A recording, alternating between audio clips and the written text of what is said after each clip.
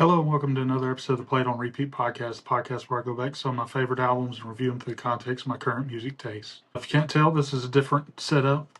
My birthday was actually this past week, and my wife actually bought me the stuff I needed to do a video podcast from now on. So I'll be doing videos as well as audio from now on. This time we're going to be going over the Appetite for Destruction album by Guns N' Roses. This is an album which, in my opinion, just might be the greatest album, debut album of all time. The album came out in 1987, and though it didn't have much initial success, it gained popularity after the band toured performing the songs, and the album eventually reached number one on the Billboard 200. Also, sorry if you catch me looking over here at my notes. I'm going to have to do some more studying now that y'all can see me looking at my notes.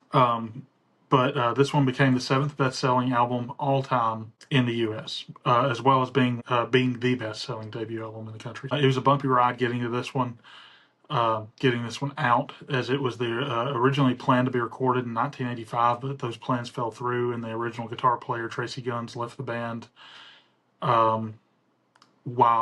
Because of it falling through, I guess. And soon after, Slash joined and kind of gave us our classic group for the band. Our classic lineup of himself, Axl Rose, Duff McKagan, Steven Adler, and Izzy Stradlin. This album has 5 singles, being Mr. Brownstone, Welcome to the Jungle, Sweet Child of Mine, Paradise City, and Night Train.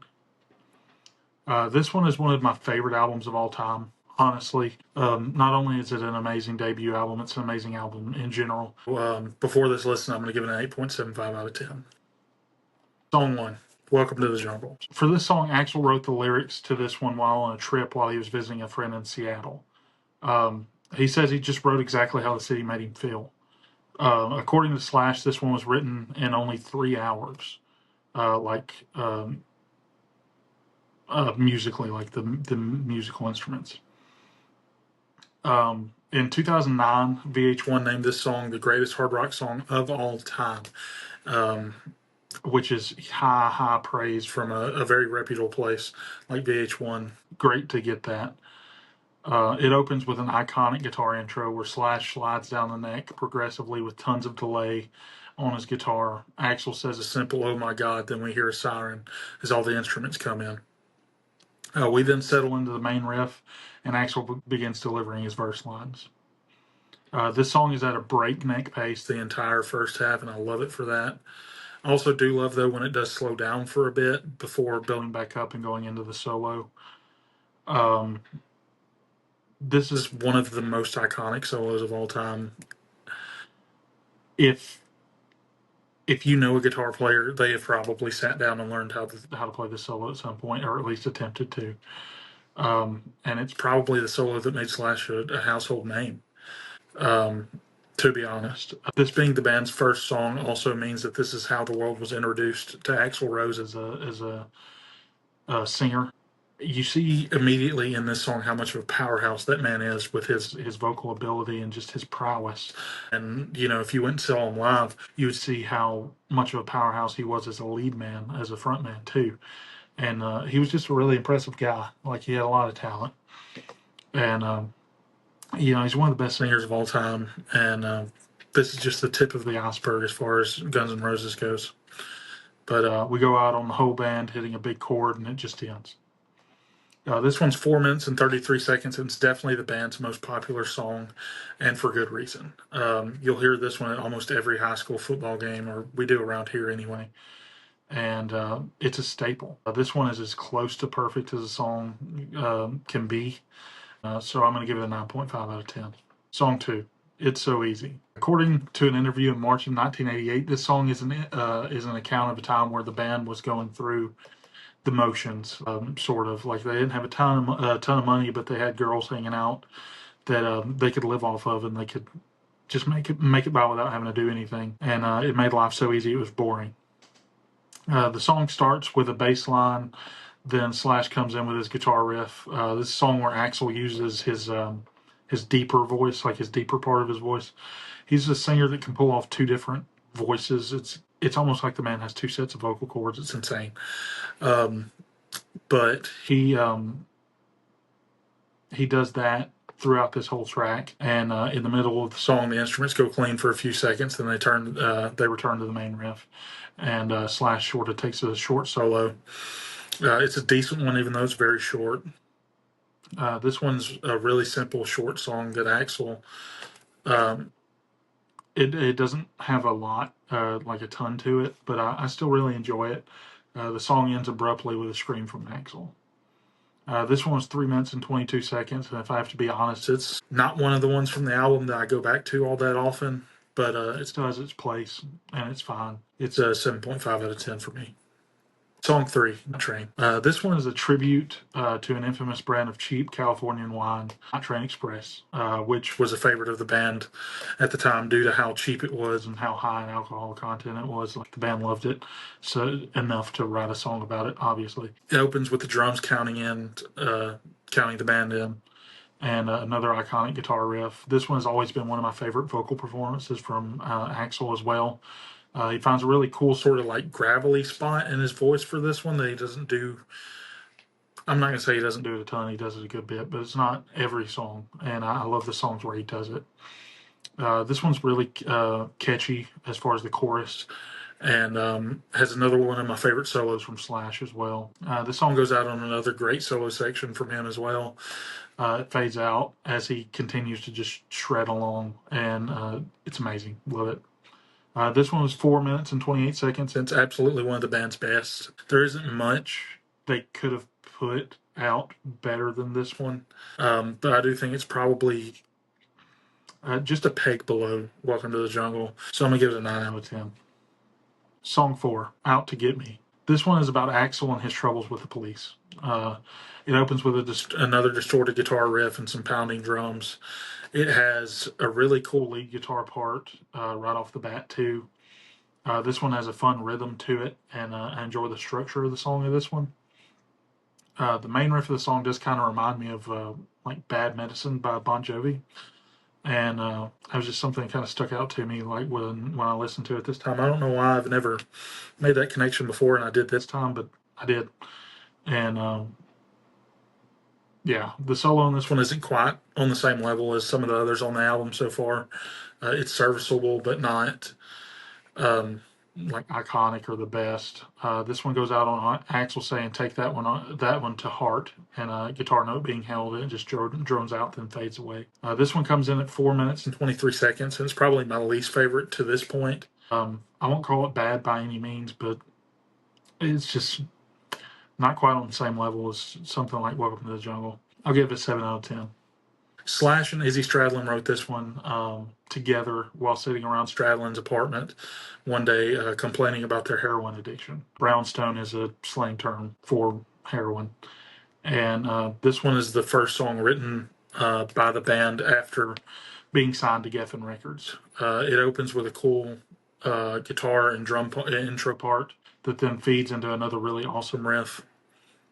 Another one of the best ones from the album, from them, in my opinion, not even from the album, from them, period. This is another one where Axl is using his more deep side of his voice throughout the song. For the most part, it's another really catchy chorus in this one, as well as another guitar solo that I enjoy a ton. After the solo, we immediately kick back into the main riff and another chorus. The song ends with just a yowza from Axl and a few notes from the guitar, and it's over. This one was 3 minutes and 48 seconds, and it's once again an absolute monster of a song from this album. Crazy to have so many great songs on one album, especially the front half of one album. It's going to be another 9 out of 10 for me. Song 6, Paradise City. Guns N' Roses lead guitarist Slash states that the song was written in the back of a rental van as they were on their way back from playing a gig in San Francisco with the band Rockin' Riders. He says that the band was drinking and playing acoustic guitars when he came up with the intro.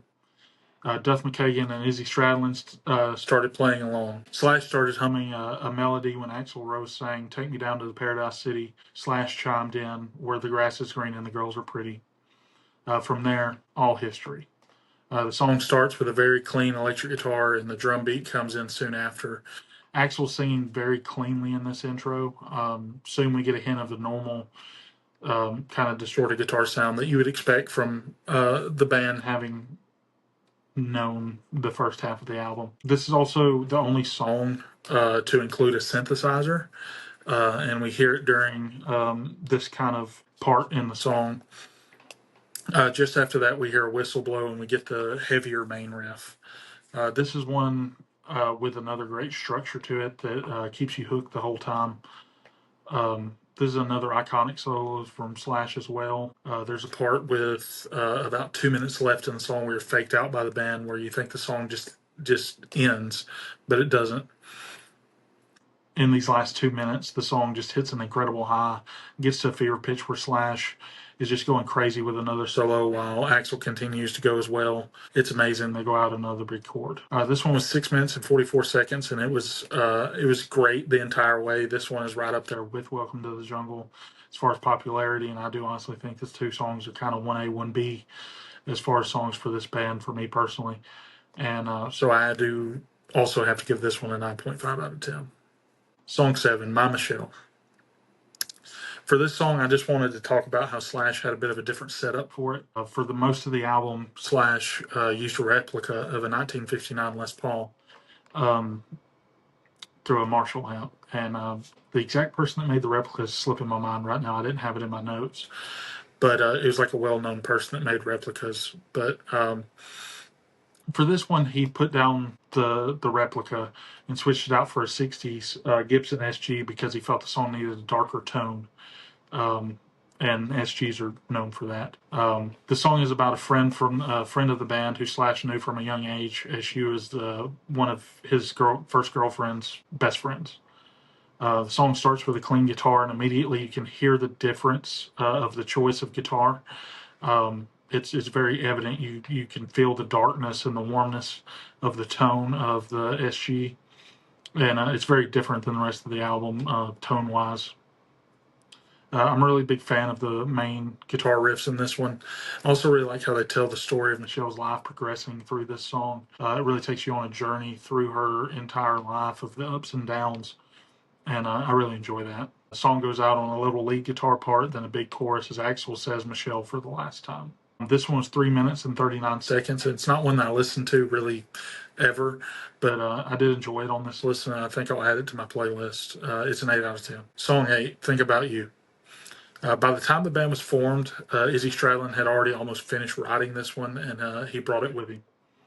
Stradlin was quoted saying the song is about drugs, sex, Hollywood, and money.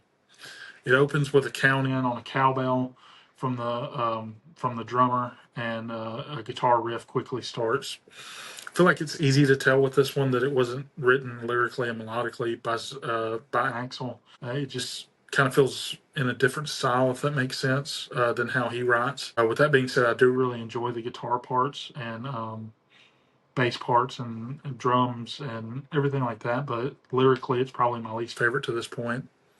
Stradlin also takes the lead guitar in this song, as it was a song that he wrote, so he decided he wanted to take the lead for it.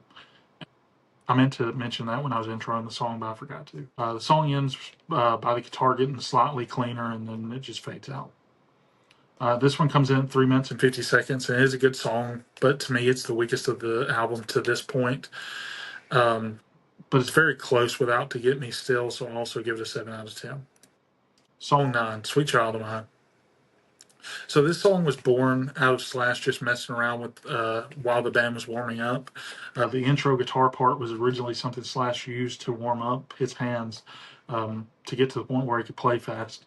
And he was kind of doing it while he was making a face at Izzy Stradlin. And whatever it was that day, Izzy Stradlin thought it sounded good, so he told him to play it again. And, they started writing right then and there. And the lyrics are about Axl's girlfriend at the time, and he cites Lynyrd Skynyrd as an inspiration on the song as far as rhythmically. The song opens with that now iconic guitar part that can be heard in every guitar store you walk into almost 24/7. You're going to hear a kid playing Sweet Child of Mine. It's almost impossible to miss it. Instrumentally, the song is very stripped back in the verse. Mainly what you hear is drums and bass for the most part, along with some clean chords from the guitars. The guitar part from the intro comes back for the chorus. This one is another one with an absolutely iconic solo from Slash. And following the solo, we have a part where Axl repeats "Where do we go now?" And funnily enough, the story of that is basically he literally didn't know what he wanted to do for lyrics for that part of the song, so he just kind of said, "Where do we go now?" and went with it. And it works. It sounds fine. Fan of it. Never knew that until I guess like 5, 6 years ago. I learned that, but it ended up fitting well. The song goes out on a note held until it fades away. This one was 5 minutes and 55 seconds, and it's just as good as Welcome to the Jungle and Paradise City, honestly. I know I said they were 1A, 1B. That was with me forgetting that this song was on the album, to be honest. I don't know how you forget Sweet Child of Mine, but I forgot it was on the album. And it's just as good as those two songs, so I'm also going to have to give it a 9.5 out of 10. Song 10, You're Crazy.